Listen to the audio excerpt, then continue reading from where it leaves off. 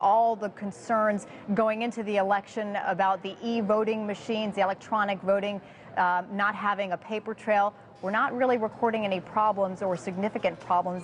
Most newscasters continued to ignore reports of vote switching, while concerned activists used the internet to bring attention to the issue. John Kerry. Hello, John Kerry. Maybe next? Are you sure? Yes. Yes. Yes, I'm really, really sure. You don't want to not vote for John Kerry? No. John Kerry. Oh, come on. John Kerry. Okay, maybe I want to vote for George Bush. John Kerry! Ah. Come here, you little John Kerry. Come here, you little what? No! In more than 90% of vote-switching reports, votes cast for John Kerry switched on the screen to George Bush. There should be an expectation that the anomalies would fall kind of 50-50. Some would support one candidate, some would support the other candidate. They didn't seem to fall both ways.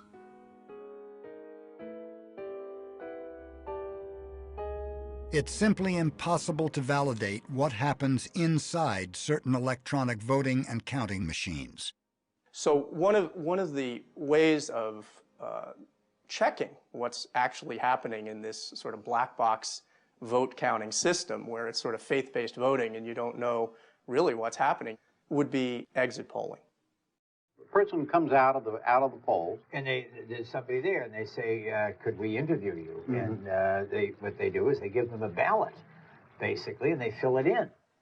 Exit polls are powerful when done right because they tell us the demographics of voting, the attitudes of voting. That's the stuff that we really come to depend on.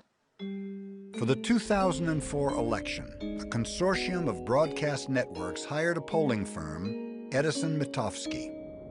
Interviewers were stationed at 1,480 randomly selected voting sites across the country to gather information. There are safeguards in place now. We will be much more careful, we know, as we go throughout the evening tonight, in part because the software is better, the computers are better, and also the analysis will be better.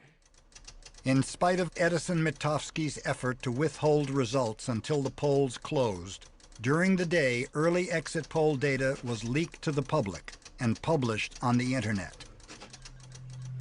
The leaked data revealed that in critical states, sometimes called battleground or swing states, Kerry was ahead in the exit polls in 10 of the 12 swing states. Every time there were percentages put up there, Kerry was definitely ahead and had the momentum. It was like, he's going to win. The states we could project for Illinois, John Kerry wins that state as expected. He wins Connecticut as well as expected. The District of Columbia, there was never any doubt there. New Jersey, a big win for John Kerry. According to the Washington Post, early evening exit polls pointed to a decisive win for Kerry. Those exit polls showed Kerry holding a lead in states that totaled 309 electoral votes, with Bush's tally totaling 174. After voting sites closed, exit polls being released on the internet showed Kerry ahead, as he had been earlier in the day. During the evening, a discrepancy appeared between the exit polls and the official tallies. The official tally, as it was being reported by the broadcast media, showed Bush running much stronger than he had been doing in the exit polls. Those exit polls showing a Kerry win in Florida, those exit polls showing perhaps a Kerry win in Ohio, and in several other states that have already been called, a Kerry margin very different from what the actual results are showing. So what the Bush campaign believes now is that the exit polls were flawed. When there's a difference between exit poll data and the vote count, the exit poll company mathematically adjusts the poll numbers to match the official tally.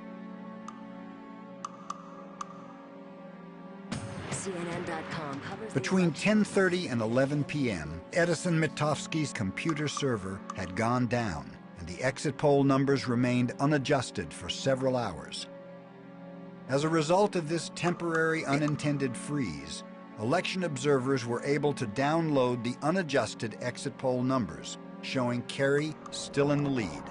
I went on the CNN website, and lo and behold, there were all these exit polls broken down in all sorts of various demographic ways, and I set about downloading them.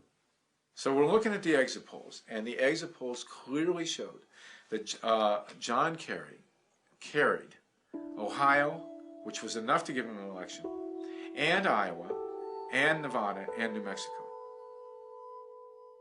I've been on the phone to some Republicans in Ohio, and they're very pessimistic. 20 minutes now, 25 minutes after the polls closed, African Americans were still waiting in line in predominantly black precincts. Looking at the returns, they think it's going to be very tough for President Bush to carry Ohio. They know they need Ohio. That is now the central focus for the rest of this night, or at least the next few hours. Until 12:21 a.m., Kerry was still leading, according to the exit polls. The first indication that the apparent Democratic victory might not happen as projected had come around midnight, when ABC, CBS, CNN, and Fox News all called Florida for Bush. And then something happened where the next time it was put on the screen, the percentages and the numbers, it was exactly flipped. In the early morning hours, when the backup server reconnected and exit poll adjustments resumed, observers watched a dramatic shift.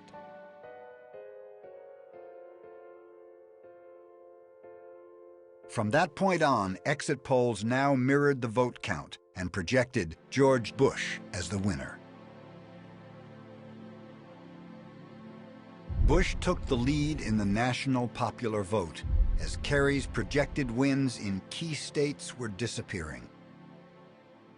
If you were to look on the internet any time after roughly 1 a.m., you would see exit poll results which essentially conformed to the vote count.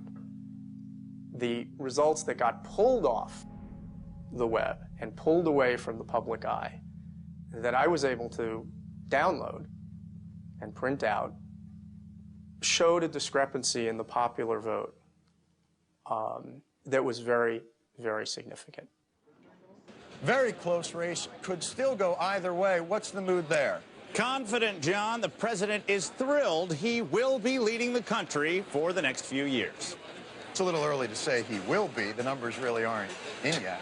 The numbers. John, this is not a man who is going to let the numbers stand in the way of moving America forward. There's also a growing dissatisfaction, even anger, with us in the media. And it seems as if he wants the stamp of legitimacy. All these states are coming in red, blue, red, blue, red, red, blue, blue, and now it's just Ohio. We're waiting on Ohio. What we're going to give you is a solid tabulation when we give it to you. If it takes 2 hours, 2 days, or 2 weeks, the result that we give you will be a good result that the voters of the state of Ohio can have confidence in.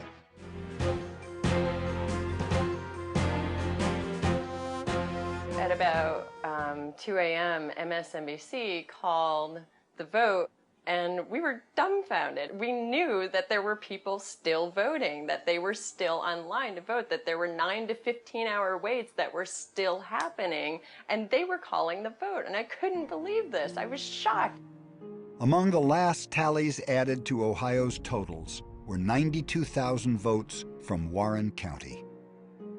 According to the Cincinnati Enquirer, while those votes were being counted, the media and other observers were locked out of the county administration building. The Enquirer, which is a respected local paper with a conservative perspective, reported that the lockout was in response to an alleged terror threat.